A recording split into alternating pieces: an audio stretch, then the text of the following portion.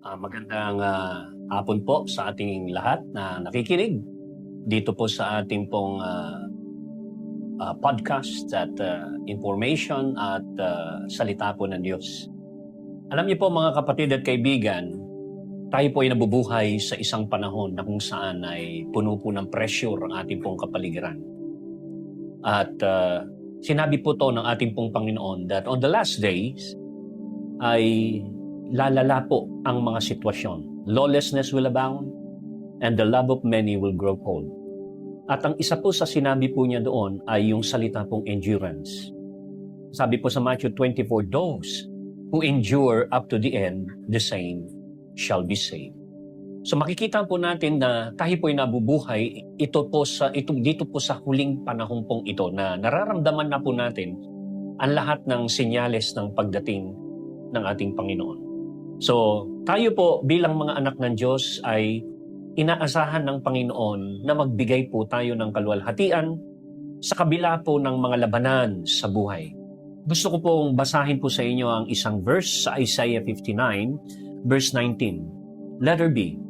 When the enemy comes in like a flood, the Spirit of the Lord will raise up a standard against him.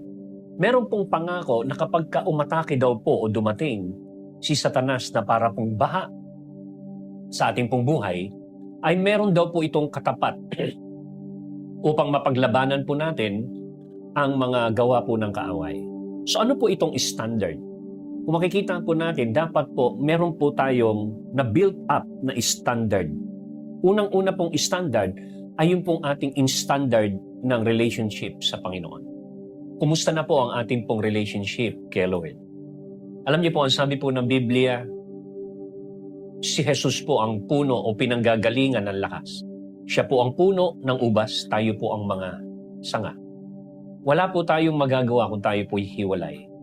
Ang ibig sabihin po nito, siya lamang po ang garantiya na source ng ating pong kalakasan sa buhay pong ito. Kung hindi po natin gagawing priority ang ating pong relationship sa Kanya, hindi po priority ang prayer, hindi po priority ang salita po ng Diyos, wala pong magagaranti ng lakas sa atin na tayo po ay mananalo sa pagdating ng kaaway sa ating pong buhay o pag-atake katulad po ng baha. Kapag dumating po siya ng parang baha, ito po ay inaatake ang tinutungtungan po nating pundasyon. Alam niyo po ba ang sabi po ng Panginoon na ang sino mang nakikinig ng kanyang salita at nagsasagawa nito ay isang taong matalino na nagtayo ng bahay sa ibabaw ng bato. Dumating ang ulan, ang hangin at ang baha. Makikita natin ang sabi po ng Biblia na nanatiling nakatayo ang bahay na ito sapagkat ito'y nakapundasyon sa bato. At ang bato pong ito ay walang iba kundi ang ating pong Panginoon at ang kanya pong salita. Wala na pong makakapagbigay sa atin ng katiyakan ng tunay na tagumpay upang manatili po tayong matatag at matagumpay sa panahong ito kung hindi yung pong ating relasyon at kaugnayan sa ating pong Panginoon. Pangalawa po, dapat po nating itaas ang ating pong capacity o standard ng pananampalataya. Alam niyo po, ang sabi po ng Biblia, na kapag tayo po ay nasusuplayan ng kapahayagan o salita ng Diyos, ang ating pong pananampalataya ay mananatiling matatag. Ang sabi po ng Romans 10:17, faith comes by hearing and hearing the Word of God. Ang gumagatong ng lakas ng ating pong pananampalataya ay wala na pong iba kung hindi ang salita po ng Diyos. Alam niyo po sa panahong ito, napaka-busy ng tao na halos hindi na po nila mabasa ang Biblia. Wala po silang investment na ibinibigay na oras para po sa kanya pong salita at mga pangako. Tandaan po ninyo sinabi ng Panginoon sa Matthew 24, lahat ng nakikita natin sa paligid po natin at sa mundong ginagalawan natin, lahat pong ito ay guguho, lahat ay masishake, lahat ay lilipas. Ngunit ang salita ng Diyos, kailanman po ay hindi lilipas. Pangatlo po, kailangan po nating itaas ang standard ng ating pong panalangin sapagkat ang panalangin po ang siyang ating lifeline sa ating pong Panginoon. Kapag tayo po ay nananalangin, napapakilos po natin ang kamay ng Diyos sa ating pong buhay. Kaya ang gatong ng pagkilos ng Diyos at ng kapangyarihan ng Diyos sa ating buhay, sa ating pamilya, ay nakaugnay sa ating pong panalangin.